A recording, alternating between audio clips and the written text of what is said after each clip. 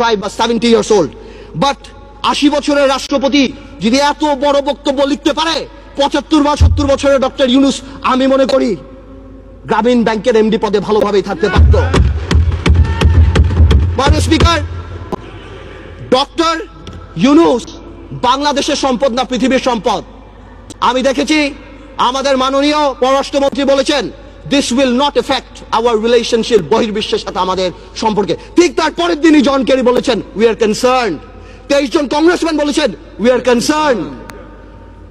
বহির্বিশ্ব ফোন উঠে ঝগড়া করবে না, এটা তাদের diplomatic language that we are concerned, we are looking into the matter।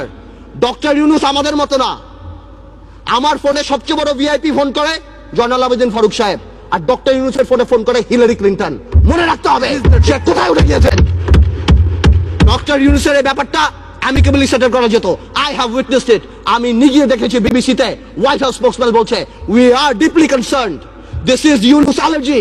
আমি জানি অনেকে বলতে পারবে এটা আমাদের সার্বভৌমত্ব, আই ক্যান আন্ডারস্ট্যান্ড, এটা আমাদের সার্বভৌমত্ব, কিছু একটা ব্যালেন্স নিড টু বি ড্রন। এখন সার্বভৌমত্বর সাথে ব্যালেন্স, এখন গ্লোবালাইজেশনের সময় কালকে বাংলাদেশে বিপদ হচ্ছে, আমরা তাদের কাছে যে হাত পাততেছি, দুই নেত্রীর মনোমালিন্য হচ্ছে, নির্বাচনে যাবো কি যাবো না, আমেরিকান এম্বাসির দাওয়াতে ভিড় লেগে যাচ্ছে, এখানে ভিড় লেগে যাচ্ছে, আর যখন কোনো কিছু হচ্ছে তখন কি বলা হচ্ছে এটা আমাদের সার্বভৌমত্ব ব্যাপার। এটা সার্বভৌমত্ব ব্যাপার না, এটা পার্সোনাল ভেন্ডারের ব্যাপার।